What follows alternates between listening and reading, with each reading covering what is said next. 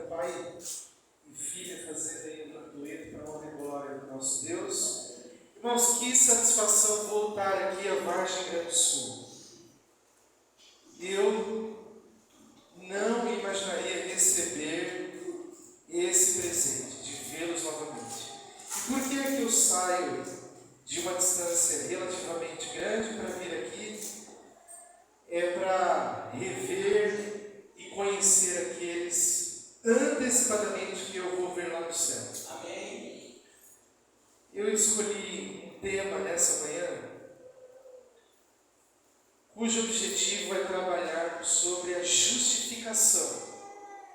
E na parte da tarde, às 16 horas, você já está convidado, eu vou falar sobre as outras duas partes, que é a santificação e a glorificação. Tudo bem? Às 16 horas eu quero falar sobre 3 assuntos dentro de santificação e glorificação, que tem que ver com a entronização de Cristo, a sacudidura e o selamento. Às 16 horas. Então, para que não seja um gasto isso que a igreja está fazendo, me deslocando de lá de Americana até aqui, para que seja um investimento, você precisa estar aqui às 16 horas. Tá bom? São temas muito importantes que, para mim, mudou a minha percepção e tem mudado cada vez que eu leio a palavra de Deus. Então, eu falei sobre um assunto aqui com vocês e eu quero retomar esse assunto, mas ampliar um pouco mais. Daquela vez nós fizemos uma espécie de um voo de helicóptero e hoje eu quero ir mais aqui na superfície. E na superfície a gente tem condições de conhecer um pouco melhor. No dia 15 de fevereiro de 1921, lá no Summit Hospital, em Nova York, nos Estados Unidos, o Dr. Evan Neal Kane havia feito uma cirurgia. E essa cirurgia entraria para a história da literatura da medicina. O Dr. Evan Neal Kane era um especialista em apendicectomia, a extração e a cirurgia do apêndice. O apêndice ele tem uma função anatômica que é fabricar e manter as bactérias que auxiliam no processo de digestão. Ele já tinha feito mais de 4.000 cirurgias e essa seria apenas mais uma se não fosse um detalhe. Até então, todas as cirurgias elas eram realizadas com anestesia geral. E essa cirurgia ela seria localizada, uma anestesia local. Nunca se havia experimentado isso. Mas o Dr. Kane, ele era um defensor de inovações na medicina.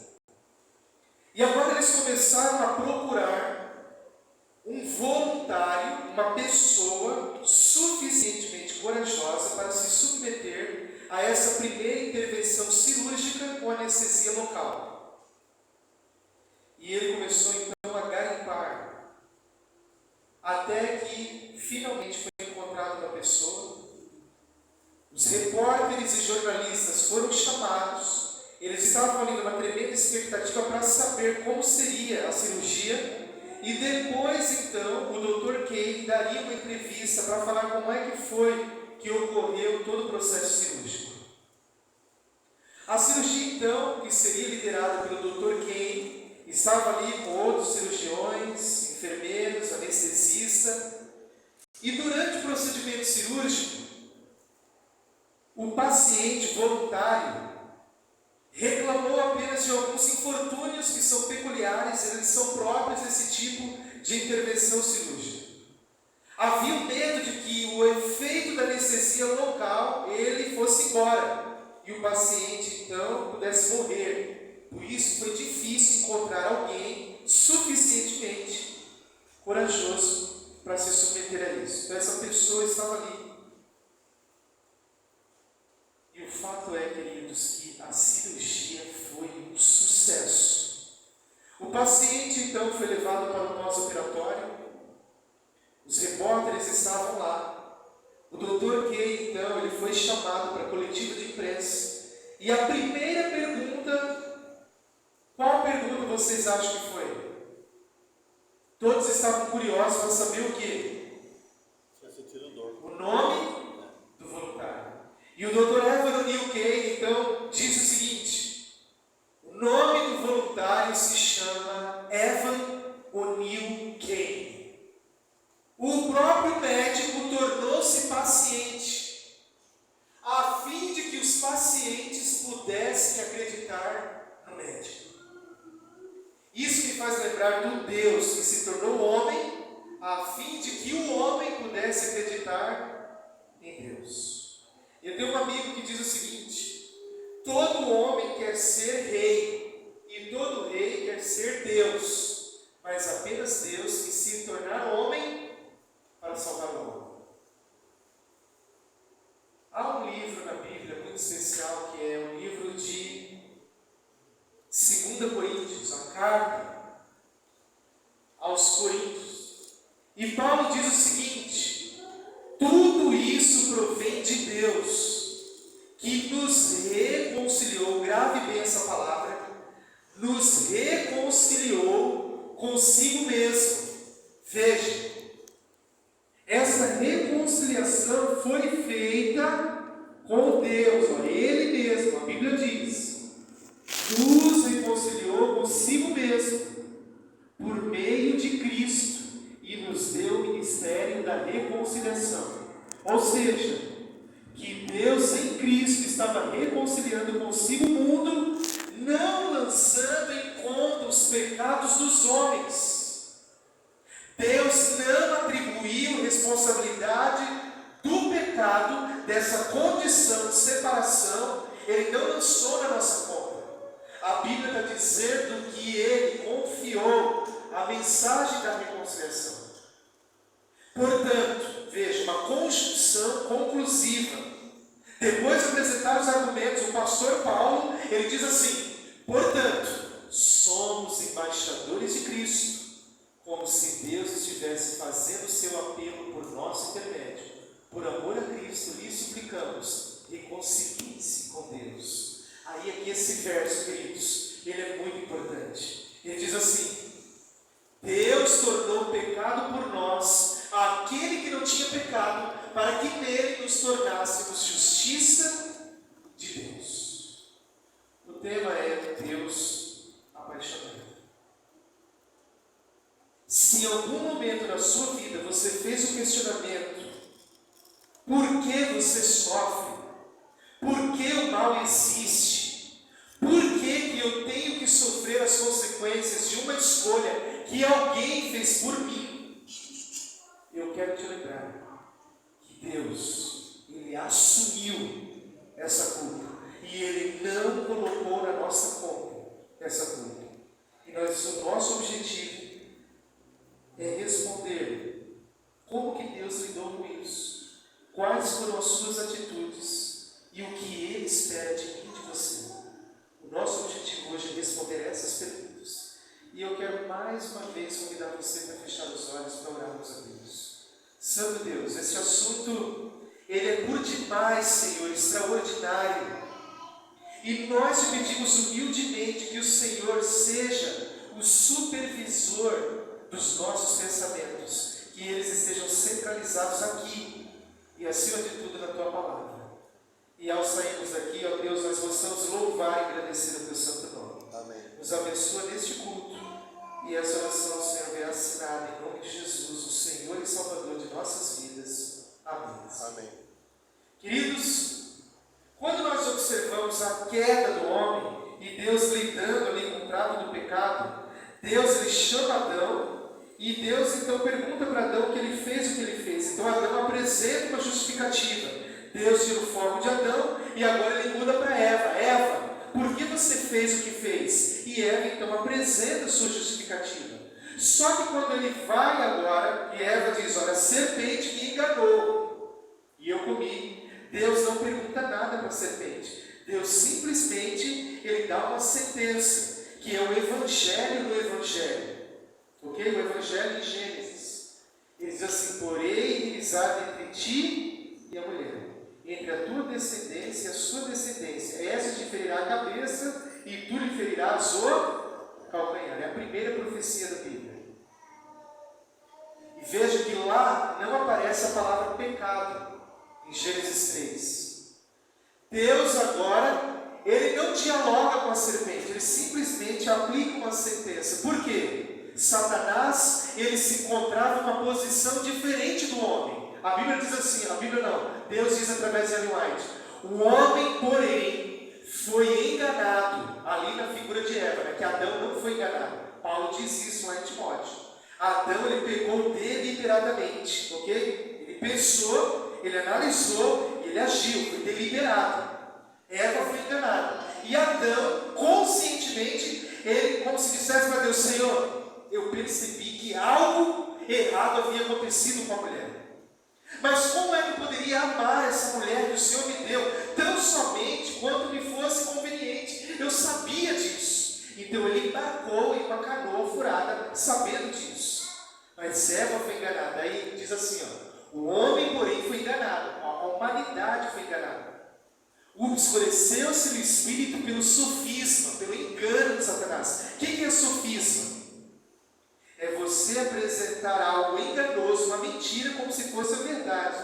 E aí diz assim: a altura e a profundidade, veja, o sofisma de Satanás, a altura, a profundidade do amor divino não as conhecia o homem. Para ele havia esperança no conhecimento do amor de Deus. Contemplando-lhe o caráter, podia ser novamente atraído para ele. Queridos, vejam a posição de Satanás, de Lúcifer. Mas mesmo como pecador, qual que era o objetivo? Quando o homem caiu, o inimigo, ele reuniu os seus anjos, e a justificativa era o seguinte: se Deus perdoá-los, Deus também vai ter que nos perdoar. Então ele não confiou isso a nenhum anjo, ele assumiu isso. Ele tinha uma bala, Fernando, para um único alvo. Lúcifer pecar aonde, queridos? No céu. No céu. Como é que o pecado ele surge? Ele surgiu ao lado do trono de Deus. Esse é o grande mistério. O mistério que a Bíblia chama de mistério da iniquidade. E o mistério deveria ser lidado agora com outro mistério, que é o mistério da piedade. Assim como médico, ele precisa tirar e usar o veneno da própria serpente, da cobra, para criar o antídoto. Deus faria da mesma forma. Então o mistério só pode ser lidado com o mistério. O mistério da iniquidade, o surgimento do mal, ao lado do trono de Deus. Como? Veja, a ele quem? A Lúcifer, como a nenhum outro ser criado se revelou o amor de Deus. Ou seja, ele conhecia o amor de Deus em toda a sua plenitude. Compreendendo o caráter do Senhor, conhecendo-lhe a bondade, preferiu Satanás seguir sua própria vontade independente e egoísta. Essa escolha foi decisiva. Nada mais havia que Deus pudesse fazer para o salvar. Só que para o homem não. Para o homem, por que Deus deu essa chance para o homem? Porque o homem não conhecia o caráter e a bondade de Deus no mesmo nível que quem conhecia? Satanás. Então agora, através de elaboradas ilustrações, através de um método pedagógico lá do Antigo Testamento, de algo chamado santuário. Se você quiser mais detalhes, você leia depois lá Êxodo 25 até o 29, você vai ver as especificações, e você pode ler também a partir de Levíticos, capítulo 23. Então, através daquelas elaboradas ilustrações, Deus estava demonstrando como ele lidaria com o pecado. Veja, o pecado é tão sério, é tão grave, que a Bíblia só tem 4 capítulos de um mundo sem pecado. Gênesis 1, Gênesis 2, Apocalipse 21, Apocalipse 22. A Bíblia tem 1189 capítulos, e só 4 falam de um mundo sem pecado. 0,34% tem que ver com 1189 só parênteses do pecado, como é que ele surge e como Deus lida com o pecado. Tão sério é o pecado, e Deus ele vai lidar com isso. E aí então nós vemos Billy Graham dizendo o seguinte: o maior acontecimento da história não foi o homem subir e pisar na lua, mas foi Deus descer e pisar na terra. Que coisa extraordinária. Queridos, o céu não era um lugar agradável para Jesus enquanto eu e você nos encontrávamos perdidos. Repita comigo, por favor. Nunca alguém tão grande se fez tão pequeno para fazer dos pequenos pessoas grandes. Então esse mistério da piedade Deus encargaria, ok? E passaria por um processo de gestação, como eu e você passamos. Eu penso que aí se encontra o cumprimento, sabe, a teologia do esvaziamento, que está lá em Efésios 2, que Jesus ele não teve por usurpação ser igual a Deus. Eu penso que nesse processo de gestação é que Jesus já começou a se humilhar para nos salvar. E aí nós pensamos, Jesus morreu com qual idade, queridos? Quantos? E quanto tempo durou o ministério dele?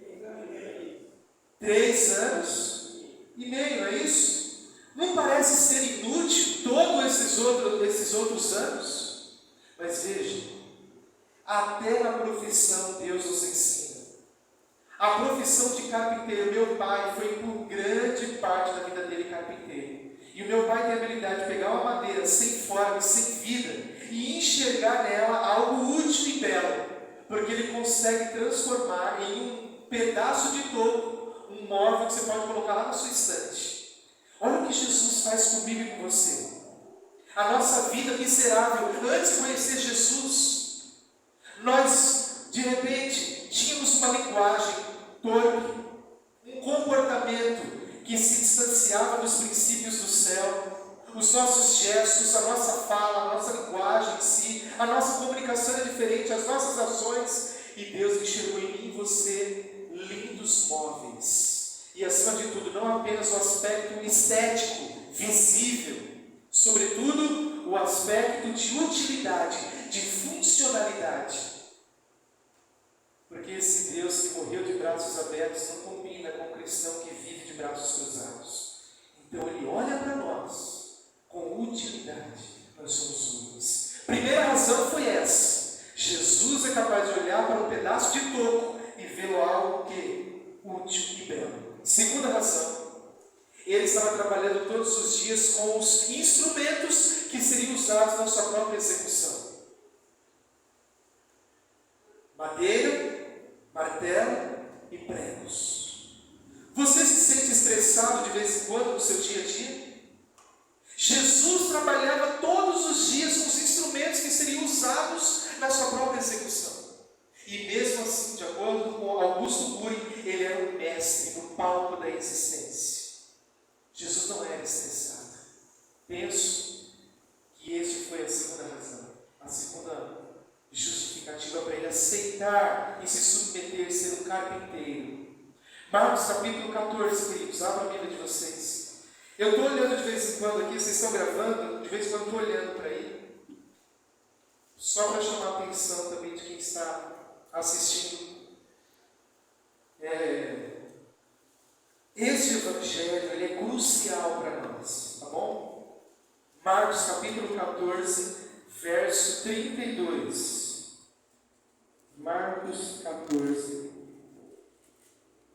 Marcos, eu não sei se você sabe, mas ele foi escrito com o objetivo de falar para uma audiência romana.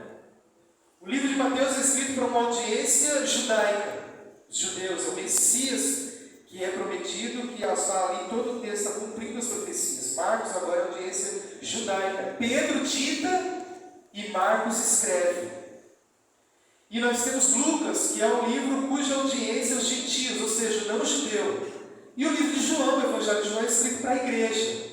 E aqui em Marcos nós temos essa postura de servo de Jesus Cristo. Marcos capítulo 14, verso 32, a Bíblia diz assim: então foram a um lugar chamado Getsemane. Ali chegados, disse Jesus a seus discípulos: assentai-vos aqui, enquanto eu vou orar. E Jesus, então, ele estava ali naquele local, Getsemane, que significa prensa de azeite. É um lugar lá no Monte das Oliveiras, onde eles pegavam as azeitonas e elas eram esmagadas. E ali então se produzia azeite, sabonete através desse azeite. Era usado como curativo, ok? Era usado como, talvez, misturado ali também como shampoo. Havia várias funcionalidades para o azeite, mas de fato ele precisava ser, a azeitona precisava ser esmagada, e Jesus foi esmagada. Fato é que Lucas é o único que usa a linguagem médica, pelo fato de ele ser o médico, que Jesus suou gotas de sangue, que é um raro fenômeno na medicina chamado de hematidrose. Foi tanta pressão que ele sentiu, tanta angústia, que os vasos sanguíneos, os vasos capilares, eles se romperam. E ali então surgiram gotas de sangue e ela vai escorrendo até chegar ao chão. Agora preste atenção nisso. Jesus está sofrendo, os anjos estão vendo tudo, os anjos caídos e os anjos não caídos. O universo celestial havia observado com intenso interesse a vida de Cristo. Cada passo, desde a manjedoura até a presente cena assombrosa. Que cena assombrosa? O Getsemane. Porque vocês lembram que Jesus disse: Pai, se for possível, passe de mim este cálice, mas que não seja feito o quê? A minha vontade, mas que seja feita. Por que Jesus passou por tudo isso? Por causa de mim e de você. Amém. Pelo amor que Ele tem por mim e por você. E aí diz assim, e que cena era essa para milhares e dezenas de milhares de anjos, querubins e serafins contemplarem? Anjos pairavam sobre o local, o Getsemane, a fim de testemunhar a cena. Contemplaram o Filho de Deus, seu amado comandante, em sua sobre-humana agonia, aparentemente morrendo no campo de batalha para salvar o mundo perdido e a perecer. Todo o céu ouvir aquela oração de Cristo. Que amor é esse, Deus? Que amor é esse? Depois voltou aos seus discípulos e encontrou dormindo. Vocês não puderam vigiar comigo nem por uma hora? Perguntou ele a Pedro. Vigiem e orem, para que não caiam em tentação. O espírito está pronto, mas a carne é fraca. E retirou-se outra vez para orar. Uma corte era mais ou menos, queridos, a 10ª parte de uma legião de 1000 soldados romanos. Então é mais ou menos 400 a 600 soldados que Judas Iscariotes trouxe para prender Jesus. Mateus 26, 47 diz que era uma grande multidão. Tudo isso para prender um homem desarmado, um homem inocente. Judas então, ele entregou Jesus. Veja que a apostasia, o abandono da fé, ela existiu no céu, ela existiu na terra, e ela também entre os 12 discípulos de Cristo. Houve apostasia. Então não se preocupe, às vezes alguém abandonou a fé. Houve no céu, aqui no jardim do Éden. E os discípulos de Jesus também, um deles foi apóstolo. Marcos capítulo 14, versos 53 a 59. Acompanhe aí. E levaram Jesus ao sumo sacerdote, reuniram-se todos os principais sacerdotes, os anciãos e os escribas. Pedro seguira-o de longe, até o interior do pátio do sumo sacerdote, e estava sentado entre os serventuários, aquentando-se ao fogo. E os principais sacerdotes e todo o sinédrio procuravam testemunho contra Jesus para o condenar à morte, não achavam. O sinédrio era o símbolo do poder religioso. Ele era constituído por 70 sacerdotes, e aquele que presidia, aquele que liderava o sinédrio, era o sumo sacerdote. Então veja, toda essa turma de 400 a 600 homens chegam com Jesus lá, e lá dentro tem pelo menos 70 pessoas, pelo menos, de todo o sinédrio. Então tem pelo menos 71 pessoas acompanhando o julgamento de Jesus. E ela diz assim: e os principais sacerdotes e todo o sinédrio procuravam algum testemunho contra Jesus para o condenar à morte, e não o achavam. Marcos 14, 56. Pois muitos testemunhavam falsamente contra Jesus, mas os depoimentos não eram coerentes. E levantando-se alguns testificavam, falsamente dizendo: nós ouvimos declarar: eu destruirei este santuário edificado por mãos humanas, e em 3 dias construirei outro, não por mãos humanas. Jesus estava falando do que, queridos? Que aquele templo lá demorou 46 anos para ser erguido. De que templo ele estava falando? Em 3 dias ele reedificaria o templo. O corpo dele, não é isso? Ele morreria ao 3º dia, ressuscitaria. Pois bem, aqui ainda nós temos um relato importante. Todas essas leituras preliminares, elas são importantes porque nós estamos montando um quadro. A nossa pergunta é: como Deus, Ele lida com o pecado? Você que sofre, você que está angustiado, você que em algum momento da vida questionou a Deus pelo sofrimento, nós estamos montando esse quadro. Aí lá em Mateus, capítulo 26, Mateus capítulo 26, versos 57 em diante, a Bíblia diz assim: e os que prenderam Jesus o levaram à casa de Caifás, o sumo sacerdote, onde o haviam reunido os escribas e os anciãos. Mateus 26, 58. Mas Pedro seguia de longe ao pátio do sumo sacerdote, e tendo entrado, assentou-se entre os serventuários para ver o fim. Ora, os principais sacerdotes e todo o sinédrio procuravam algum testemunho falso contra Jesus, a fim de condená-lo à morte. E aqui vai repetir aquelas palavras que nós vemos lá em Marcos. E aí nós vemos o seguinte, vamos avançar um pouquinho. No verso 64, diz assim: respondeu-lhe Jesus: tu disseste, entretanto eu vos declaro que desde agora vereis o Filho do Homem assentado à direita do Todo-Poderoso e vindo sobre as nuvens do céu. Então o sumo sacerdote rasgou as vestes, dizendo, blasfemou: que necessidade mais temos de testemunhas? Eis que ouviste agora a blasfêmia.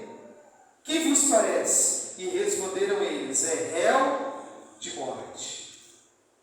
Qual foi o veredito humano? Porque veja, Jesus estava passando pela quantidade de julgamentos que eu nunca vi ninguém na história da jurisprudência brasileira ou mesmo mundial passar. Jesus, queridos, passou por 7 julgamentos em menos de 24 horas. 3 julgamentos de caráter civil romano e 3 julgamentos de caráter judaico-religioso. Judaico-religioso: Anás, Caifás, Anás.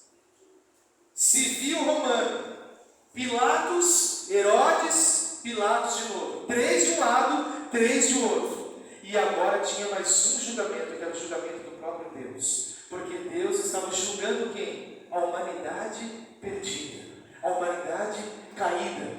Então, Pilatos estava julgando. Jesus disse para ele: nenhuma autoridade lhe seria dada se aquele que está lá em cima não desse para você.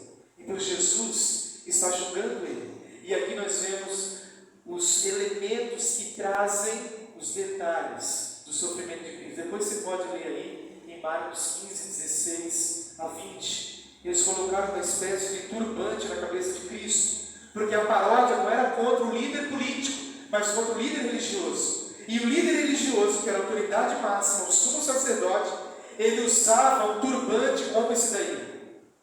E há indício suficiente para crer que eles fizeram um turbante assim, colocaram na cabeça de Jesus e lhe davam tapas. Tapas, no grego, é rapismata, é a palavra grega para um golpe de madeira desferido no rosto. Eles estavam humilhando Jesus. Eu penso que eles pegaram um manto lá de Pilatos, um outro mais velho, e jogaram sobre ele. E deram então para ele uma espécie de cetro. E agora? Você não é o rei dos judeus? Olha aí, você é o rei. E humilharam Jesus com flagrão romano, como se usasse pedaços de tiras de couro, bolas de chumbo, ossos de carneiro, unhas de carneiro também para dilacerar a pele, queridos. Tudo isso para humilhar Jesus. Coloca o volume lá, Paulo. Pode deixar todos com volume, tá bom?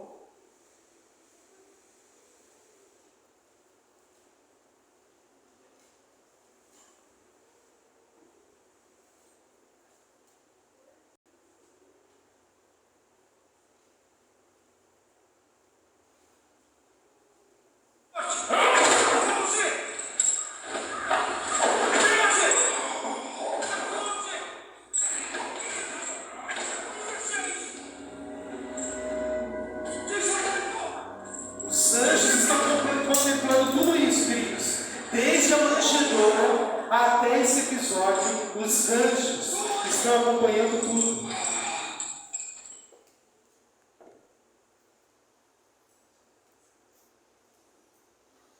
Sai aqui, Paulo, me ajuda aqui, por favor.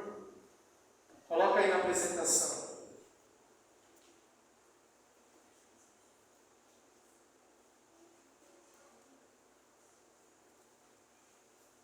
Vai passando aí, pelo amor de Deus. Muito bem. Quando Jesus ele está sendo humilhado naquele momento, o céu está contemplando. E vocês podem imaginar, eles estão procurando entender por que Jesus está passando por tudo aquilo. Eu vou cortar aqui, gente. Meu tempo já falei. Está 10 para meio-dia. E eu nem perguntei que horas eu tenho que terminar. Eles levaram Jesus então lá para o Calvário, no Monte da Caveira. E é interessante que Jesus ele é atingido em 7 pontos da sua anatomia. Primeiro, ele é ferido nos pés, em expiação pelos caminhos tortuosos em que todos andamos. Segundo, ele é atingido nas mãos, em expiação pelas nossas práticas pecaminosas. Terceiro, ele é atingido nas costas, em expiação pelo fardo do pecado que todos carregamos. Ele é atingido na fronte, em expiação pelos pensamentos ímpios que nutrimos. De seu coração aberto, rasgado por uma lança romana, em expiação pelos falsos amores que nós nutrimos, alimentamos. Tudo isso para nos dar o quê? A salvação. 7 pontos de sua anatomia como sacrifício perfeito. Que Deus é esse, queridos? Deus que sofre, Deus que passa tudo isso para que eu e você sejamos reintegrados no céu.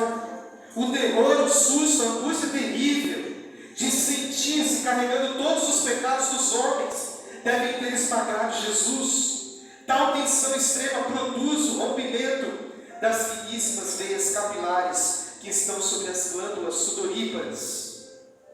Os carrascos devem ter sido 2, um de cada lado, e de diferente estatura, golpeiam com chibatadas a pele, já alterada por milhões de microscópicas hemorragias do suor de sangue. A pele se dilacera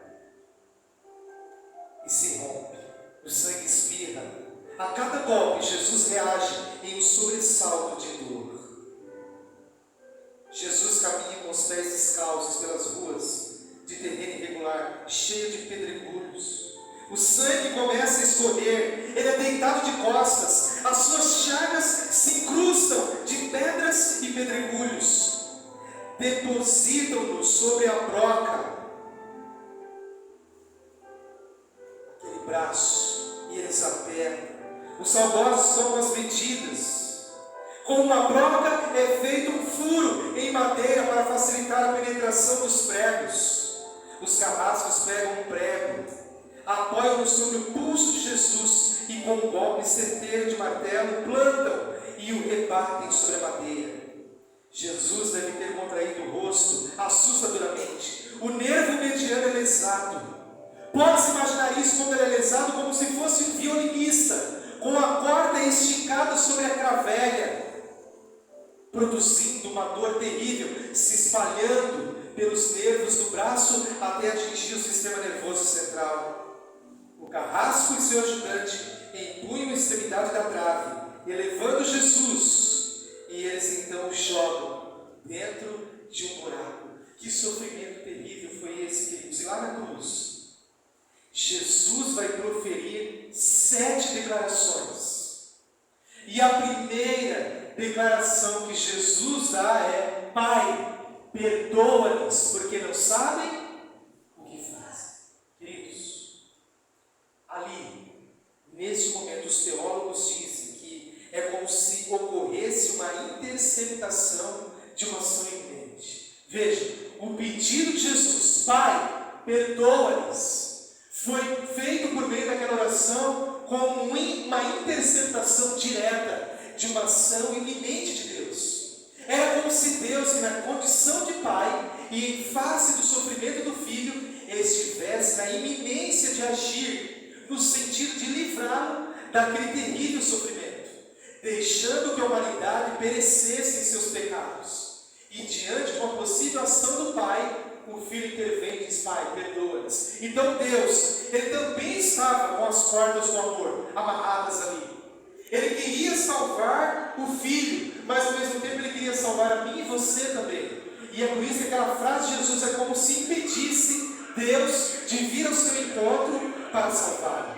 E olha que interessante, queridos. Pilatos entregou novamente Jesus aos soldados, e por entre os escárnios, as humilhações e insultos da massa, foi ele atropeladamente conduzido ao tribunal de Herodes. Eles foram assim, a socos e pontapés, atropeladamente. Ele foi levado para a presença dele. E aqui interessante, é a primeira vez e única nos evangelhos que Jesus se dirige ao Pai chamando de Deus. Por quê? Eu quero parar um pouquinho nisso daqui e comentar com vocês. Havia uma razão teológica e uma razão jurídica para que Jesus, naquele momento, ele chamasse agora não de Pai, como ele sempre chamou, mas ele chamaria agora de Deus. Deus meu, por que me desamparaste? Veja, nesse filme, A Paixão de Cristo, eu creio que todos vocês tenham assistido esse filme. Há uma cena em que Satanás, o ator ali, a atriz, que é uma mulher interpretando Satanás, Celentano, ela então coloca aqui como se fosse um demônio nos braços, e agora então, naquela cena, olha que coisa interessante. O diabo está passando como se fosse um demônio ali nos braços dele. Sabe qual é o recado que ele está dando? Jesus, e aí? Vale a pena morrer por essas pessoas? Cadê o seu Pai, Jesus? O seu Pai poderia livrá-lo agora, Jesus. Olha, eu fui expulso do céu, mas eu não abandonei os meus filhinhos. Eu estou cuidando deles. E o seu Pai, Jesus, Ele está onde agora? Queridos, imagine os anjos todos observando essa cena. Mas era por amor, por mim, por você. Sabe por quê? O Salmo 89:14 diz assim: justiça e direito são a base do teu governo. Deus estava no comando de todas as coisas. Agora vamos voltar lá. Deus meu, por que me desamparaste? Todas as vezes que você vê na Bíblia Jesus falando aramaico, que ele fala assim: Eli, Eli, lama sabachthani, é porque ele está em oposição direta às forças das trevas. E naquele momento, a angústia, a separação é tão grande, porque, lembra que eles disseram? É réu de morte. Ele estava no banco dos réus. E o que foi o veredito humano? É digno de morte, é réu de morte. Mas as vossas iniquidades fazem separação entre vós e o vosso Deus. Os vossos pecados encobrem o rosto de vós, para que vos não ouça. Naquele momento, Jesus era quem? Eu e você. Ele era o nosso representante. Ele estava representando a humanidade. E Deus nunca foi, não é e jamais será pai do pecado. Então, teologicamente, Jesus estava proibido de chamar lá naquele momento o pai de pai. Por isso que ele chama de Deus, porque há uma separação. Esse é o aspecto teológico. Não há nenhum teólogo no planeta que possa explicar essa brecha que houve ali na Trindade naquele momento. Porque houve uma separação. Agora, juridicamente, por que é que Jesus chama nesse momento o Pai não de Pai, mas de Deus? Porque de acordo com as leis que regem a magistratura, um pai, ele não pode julgar o próprio filho. Veja, Deus se fez o quê? Pecado por nós. Então ele não é pai do pecado. Naquele momento ele estava julgando a humanidade. E agora, o inimigo poderia acusar, mas é o pai que está julgando o filho. Não, a separação é tão grande que ele chega a clamar, por que me desamparaste? Porque Jesus estava morrendo a morte eterna. O salário do pecado é? Que morte? É a morte clínica? É a morte biológica? Não, é a morte eterna. O que é uma morte eterna? Dois fatos. Morte eterna significa morte sem direito à ressurreição. A ressurreição final. Segundo, morte eterna representa a completa ausência de quem? De Deus. E qual foi o único ser até hoje que sofreu as consequências da morte eterna? Jesus Cristo. Ele sofreu aquilo que aquele que não se arrepender dos seus pecados e não for salvo, vai sentir, quando tiver depois do juízo final. Nós estamos vendo isso à luz do santuário terrestre, os serviços que ocorriam no santuário terrestre. E é por isso que ele diz, naquele momento, ele diz a outra frase: tetelestai, está consumado, está terminado.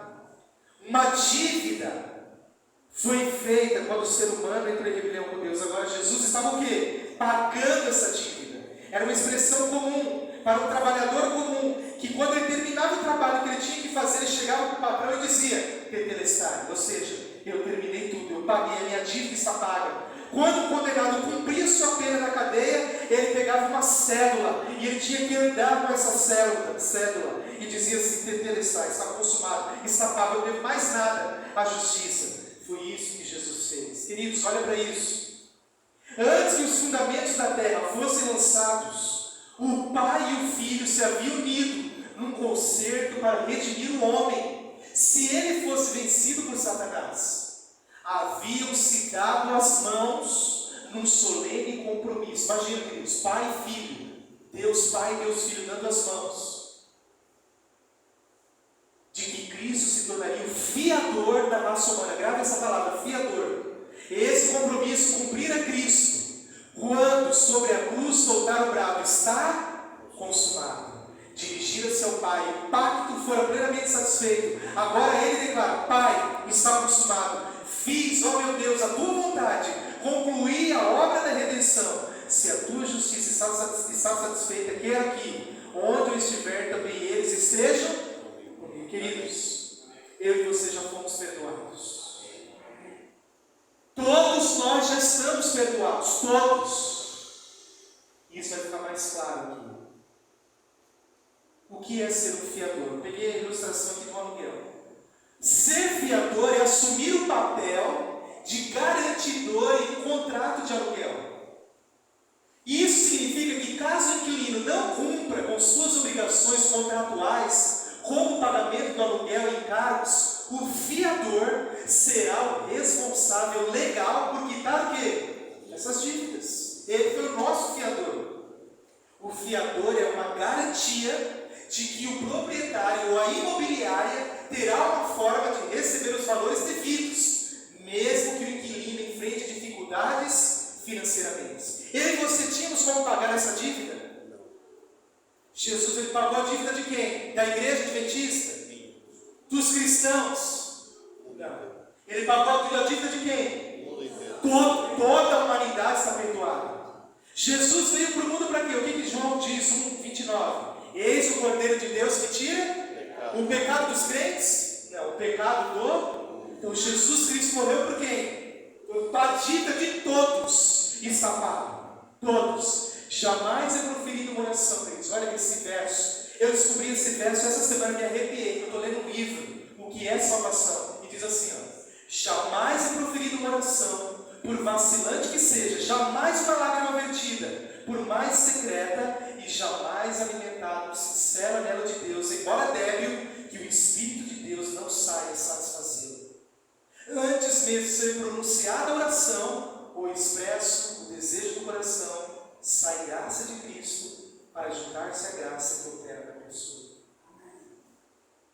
Olha que coisa interessante. Onde que surge o pecado que nós vimos? Ao lado do trono de quem? Ali debaixo do nariz de Deus. O pecado surgiu ali, por isso que é chamado de mistério. Então o pecado, ele surgiu lá. O que acontece? Deus agora ele expulsa Satanás dos seus anjos. O pecado surge no céu. O céu sem pecado. O pecado surge no céu. Depois, nós temos um mundo sem pecado. Depois o pecado entra no mundo. Lembra? Adão e Eva caem. O pecado entra no mundo. Jesus vem. E o que acontece? O Cordeiro de Deus. O que ele faz com esse pecado do mundo? Onde que surgiu o pecado? No céu. Onde que ele tem que ser resolvido a questão do pecado? No céu. Então Jesus ele tira o pecado do mundo. E leva para onde? Para onde que era levado o pecado no ritual do santuário? Ele não era aspergido lá? E uma vez ao ano o que acontecia? Havia o dia da expiação, o dia do juízo. Então o pecado depois tinha que ser tirado do santuário e era colocado sobre, lançado os corpos, entre dois bodes. E o que acontecia com aquele bode? Ele era levado para o deserto. Para quê? Para morrer. Simbolizando que o pecado estava eliminado, expurgado, aniquilado de onde? Do santuário terrestre. Todo o acampamento estava o quê? Limpo, puro. Olha o que Jesus está fazendo. O pecado surge, depois tem que voltar, porque foi lá que aconteceu o pecado. Então depois, lá João 5, 28 e 29, eis que todos vão ressuscitar. Um para a vida eterna e outro para... Vocês estão vendo? Que morte é essa de Jesus? Que ele não ficou morto lá na cruz, ele ressuscitou no terceiro dia. Eu vou morrer no terceiro dia e ressuscito. Mas ele era o nosso o quê? Fiador. Ele é fiador só nosso de toda a humanidade. É por isso que ele tinha que ressuscitar no terceiro dia, queridos. Ok? Jesus Cristo ele não pode obrigar ninguém a aceitar. A vida derivava dele mesmo, vida original, não é? Então veja, olha que coisa extraordinária. Pai, perdoa-nos. Aquela oração de Cristo por seus inimigos abrangia o mundo inteiro. Envolvia todo o pecador que já viveram, viria ainda viver, desde o começo do mundo até o fim dos... Quando uma pessoa nasce, lá na maternidade, ela já nasce o quê? Perdoada. O perdão, ela já foi perdoada. Ok? Só que o que vai acontecer agora, queridos, é o quê? Quando o pecador se arrepende e pede perdão, está tão somente assinando o quê? O aceite. Jesus assim, você aceita o meu perdão? Ele diz. Aí eu digo, se eu aceito ou não aceito? Consentindo com o pagamento do seu pecado, o qual na verdade já foi feito na cruz. Jesus, obrigado por ter morrido por mim, porque o meu salário era morte eterna. Obrigado porque o Senhor é meu fiador. Eu aceito, claro que eu aceito, eu não sou doido. Mas tem algumas pessoas que são doidas, elas não aceitam isso. Veja, lembra que quando não consegue pagar as dívidas, quem tem que arcar? É o fiador, lembra? Jesus é o procurador de todos aqueles que aceitaram o seu perdão na cruz. Em sua segunda vinda, ele reverte, em nome daqueles que ele representa, a dívida que indevidamente pagou na cruz, fazendo com que ela recaia agora sobre seu legítimo autor. O que, como sabemos, é legalmente chamado de reversão de ônus. E você já se perguntou isso? Por que o diabo continua atentando a vida de todo mundo? Porque, queridos, os pecados, a dor, o sofrimento vai ser proporcional aos pecados cometidos. Quanto mais pessoas ele tentar e essas pessoas não forem salvas, elas mesmas vão ter que arcar. E aqueles pecados que nós cometemos serão lançados para quem? Para ele. Ok? Então é por isso que ele continua tentando ainda. Lamentavelmente, quanto aos que não constituíram procurador, porque não se beneficiaram do pagamento feito na cruz, ou então não quiseram assinar o aceite, Jesus nada pode fazer. Ou seja, quanto a esses, ele não consegue a reversão de ônus. Por isso a dívida que antes foi paga em consignação, a morte lá na cruz, recai sobre eles mesmos. Se o pagamento foi consignado ou feito em juízo, e dele não se beneficiaram, ou mesmo não assinaram o aceite, então eles mesmos terão de pagar a dívida. No céu, olha que coisa linda, não haverá pecados perdoados. No céu haverá o que, queridos? Os meus pecados já foram perdoados. Qualquer pessoa, você vê um bêbado caindo aí, alguém fumando, usando crack, pisando, queimando a Bíblia, o pecado dele já foi perdoado. Mas no céu não vai ter lugar para pecados perdoados. No céu só haverão pessoas que tiveram seus pecados o quê? Eliminados, apagados. Então eu tenho que aceitar Jesus. Últimos textos. Jamais é proferida, essa eu já li para vocês. Diante de fatos como esses, se em algum momento, em algum lugar, alguém já pensou em culpar a Deus pela existência do mal, pelo fato de ele ter criado o anjo que se rebelou, esse alguém terá que reavaliar seus conceitos. Queridos, o mal, ele não surge diretamente do bem. Ele surge de uma criatura que usou o mal, o seu livre-arbítrio. Mas não foi Deus que criou o mal. Porque Deus assumiu, Ele mesmo, todas as consequências do pecado. Jamais alguém tão inocente se fez tão culpado para inocentar os que de fato são culpados. Ele fez isso por mim e por você. Vou terminar aqui. Depois disso, presta atenção nessa letra.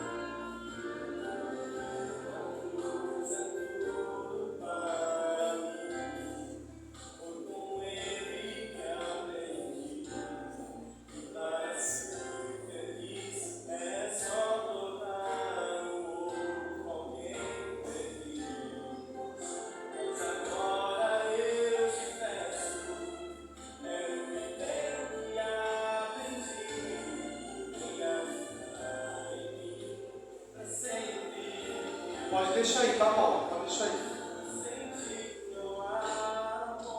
Em 1988, Derek Redmond estava em Seul, na Olimpíada, e ele era um dos favoritos atletas para ganhar a prova dos 400 metros. E infelizmente ele teve um problema no calcanhar de Aquiles. Derek agora teve que abandonar o seu sonho. Ele agora teve que fazer sessões de fisioterapia, cirurgias, procedimentos médicos, para tentar alcançá-lo 4 anos depois, em 1992, em Barcelona, na Espanha. Ele era um dos favoritos novamente.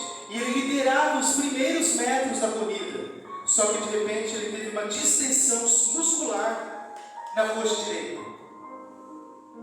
O mundo desabava na cabeça de Derek Redmond. Ele se lembra de tudo que passou e ele disse: eu tive que cruzar pelo menos aquela linha de chegada. Mas a dor era muito forte, era excruciante. E Derek tirou forças de onde não tinha. De repente, um senhor invade a pista e vai ao encontro de Derek. Aquilo estava sendo transmitido para o mundo inteiro, ao vivo. E o sistema de comunicação interno exigia que aquele homem, aquele senhor saísse dali. E o fiscal então foi ao seu encontro e começou a gritar: Senhor, Senhor, saia daqui. O senhor precisa sair da pista agora.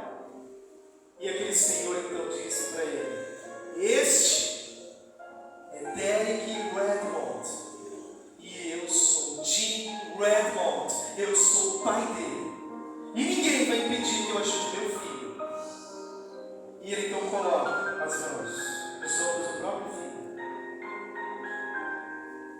Jim Redmond havia dito ao seu filho que estaria na Espanha, mas não disse que estaria ali naquele estádio, Monte Buxu, de 65 mil espectadores. Ele não imaginava que o seu pai estava sentado lá na arquibancada.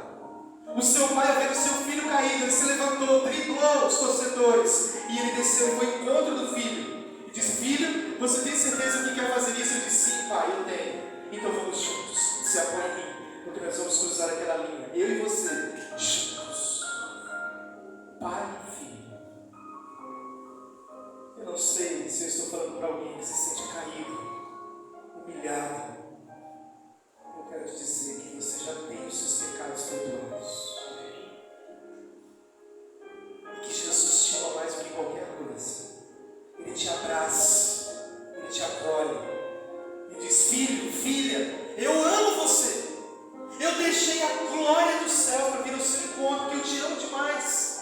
Queridos, perdão não é recompensa. Recompensa tem que seguir 1 passo, 2, 3 e você ganha algo. O perdão não, o perdão é um presente, é uma dádiva. Ei, você já foi perdoado. Agora eu tenho que aceitar esse perdão. Porque no céu não haverá pessoas perdoadas, pecados perdoados. Pessoas com pecados perdoados. No céu só estarão pessoas com pecados apagados, aniquilados. O que eu tenho que fazer hoje é confessar que eu sou um pecador e Jesus Cristo é o meu Salvador. E isso se chama justificação. É a salvação da penalidade do pecado. O salário do pecado é a morte eterna. Mas o dom gratuito de Deus é a vida eterna em Cristo Jesus. Amém. E esse é o salário. Então eu aceito, Senhor, a tua morte, o cancelamento da minha vida. Quantos aqui em nome de Jesus querem dizer: Senhor, louvado seja o teu nome. Obrigado, porque eu já fui perdoado, mas eu quero que o meu pecado seja apagado. Louvado seja Deus. Vamos ficar em pé. À tarde nós vamos falar sobre a justa santificação, que é a salvação do poder do pecado, e a glorificação, a salvação da presença do pecado. Eu espero você aqui às 16 horas. Queridos, para não ser um gasto, para ser um investimento, você precisa estar aqui. E eu já me sinto muito feliz pelo fato de vocês terem me convidado. Louvado seja Deus pela vida de vocês. Vamos orar? Maravilhoso Deus, obrigado, Senhor, pelo teu cuidado. Obrigado, Senhor, pelo sacrifício extraordinário de Cristo na cruz do Calvário por cada um de nós. Nós queremos corresponder a esse amor, Senhor, porque na vida do cristão precisa existir ministério e missão. Eu sou salvo do pecado e guiado no serviço, porque o Cristo que morreu de braços abertos não combina com o cristão que vive de braços cruzados. Tenha misericórdia de nós e que possamos, ó Deus, em gratidão a este amor, testemunhar e preparar pessoas para a volta do teu Filho Jesus. Amém. Obrigado a Deus. Abençoe a igreja de Vargem Grande do Sul, cada família aqui representada. Nos colocamos sob os teus cuidados. Fica conosco, Senhor, nos abençoe. E essa oração vai assinada em nome de Jesus, do Senhor e Salvador.